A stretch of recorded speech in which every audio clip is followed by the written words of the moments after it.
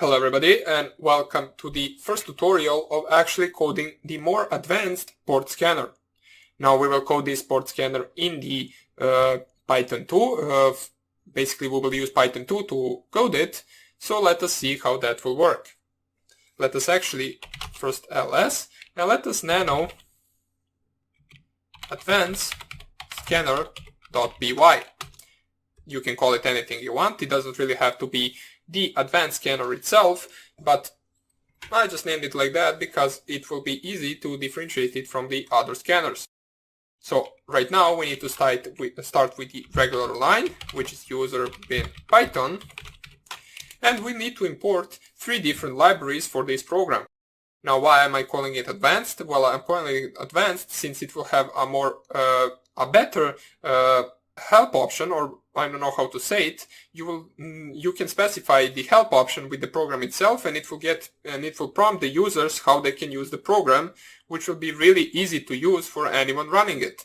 They can also specify the ports, the number of ports, the host, and also we will run the program with a threading library, which allows us to scan the ports faster than without the threading library. So we will use different threads in order to scan different ports, which then will actually simultaneously scan the ports and get prompted us back with whether that port is closed or open.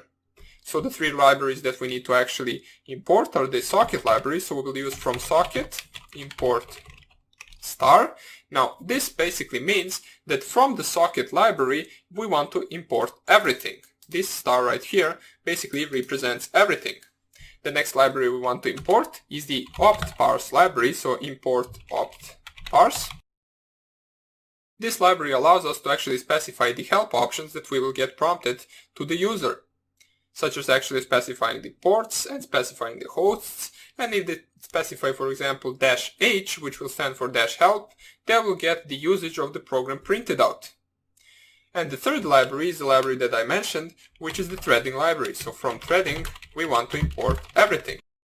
Now, you might be asking, why are we not just importing, for example, socket library like this?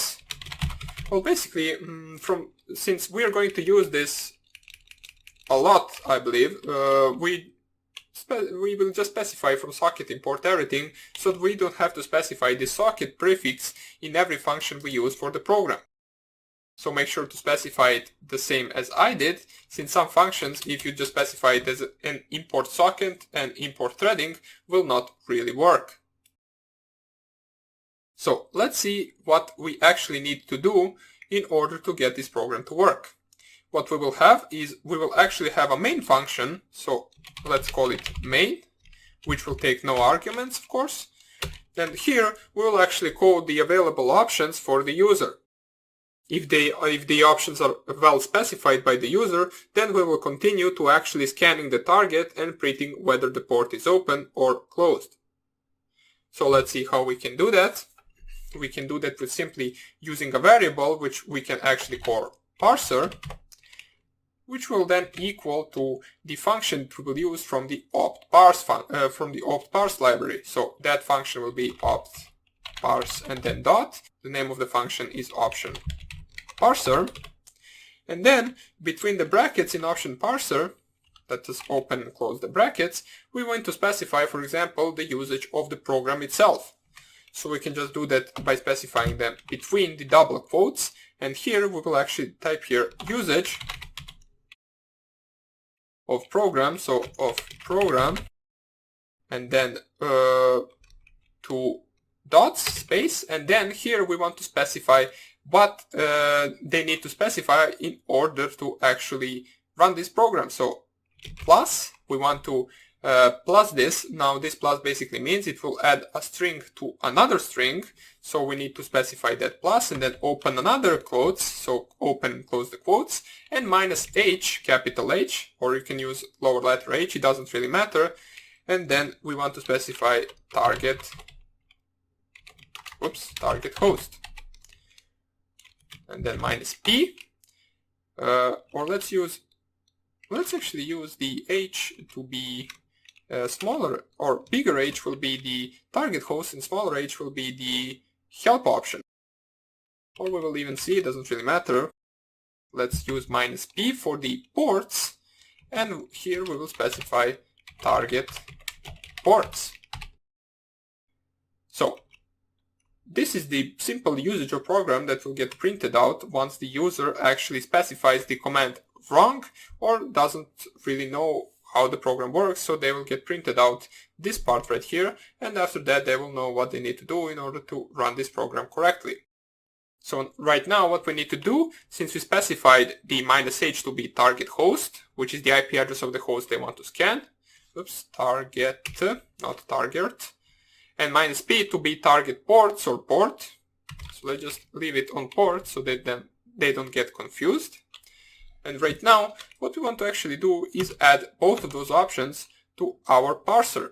We use the add option function to do that. So parser dot add underscore option. And then we need to open and close the brackets. And what we want to do is specify some of the settings for our -h option, which in our case is target host. So between the double quotes, specify minus and then capital H, if you specify capital H right here. And then after that, comma, and then, comma, and then you need to specify destination to be to our variable, which will actually take the input from the target host. So we can call that variable whatever we want. So let's call it TGT host, which stands for target host. Now this actually needs to go between the quotes, so let's specify the quotes right here.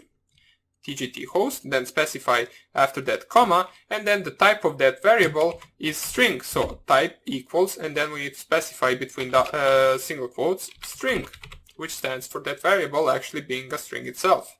And the help, which will be something that the user will actually get prompted, will be, for example, for this option, again between the double quotes or the single quotes, pardon me, specify, or let's do it like this, specify target host. So this is just parsing the first option, which is -h. Let's do the same for the second option, and we can do that just by copying this line right here. So copy, then we will paste it right here, so we don't actually write it, and we will change what we need to change.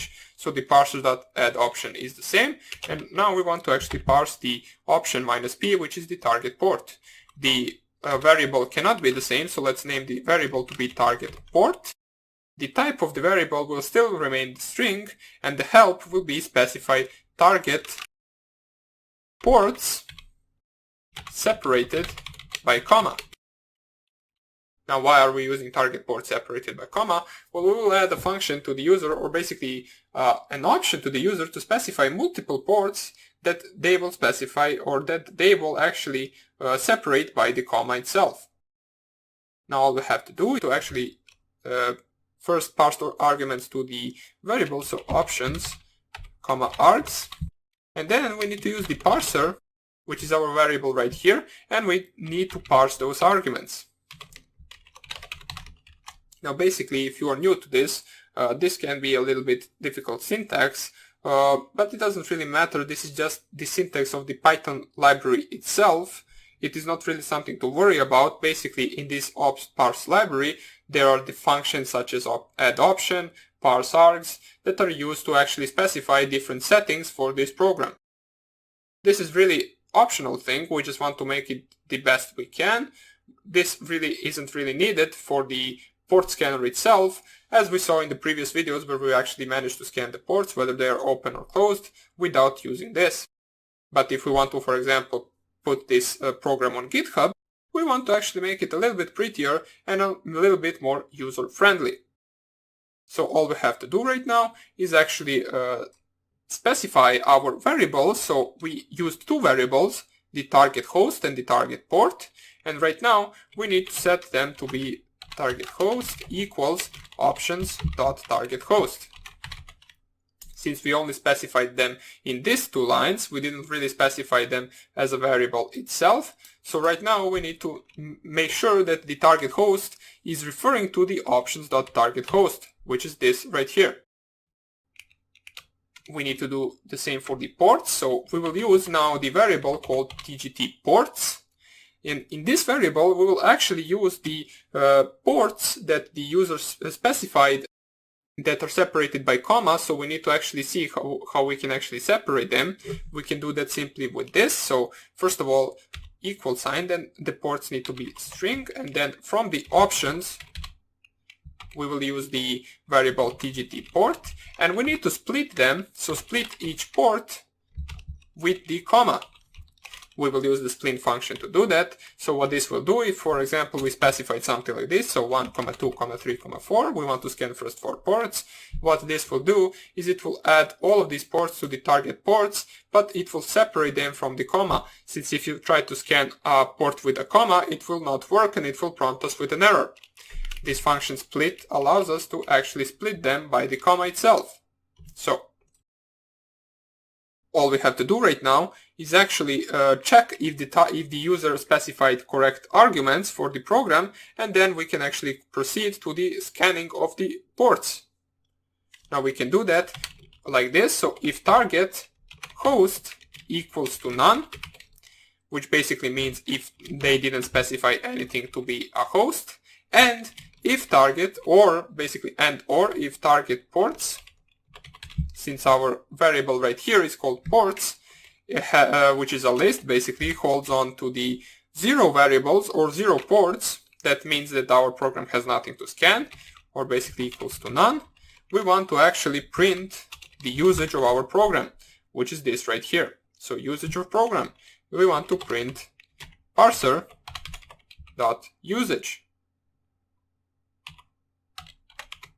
Once we print that, we want to actually exit the program. You can exit the program with this command right here. And in case that everything is good, so in case this isn't satisfied, we want to proceed to the function which we will actually call port scan, which will take 2 arguments and which we will code in the actual next lecture, not really now. It will take 2 arguments, which is target host and target ports. And this is basically the usage of our options right here. So let me just see if we actually run the main. So let's run it. And let's put this under the hashtag as a comment, since we don't really have the port scan function yet. So let us just save this, Control-O to save. And let us try to actually run this. We need to make it an executable with chmod +x function. And then we actually run the advanced scanner. And we get printed the usage of program, since we didn't specify -h for the host and -p for the port. So our help option works well. Now in the next lecture, we will try coding the port scan function, which will actually perform the threading on actual scanning the ports themselves, and then we will see how that will work. So hope you enjoyed this video, and I hope I see you in the next one. Bye!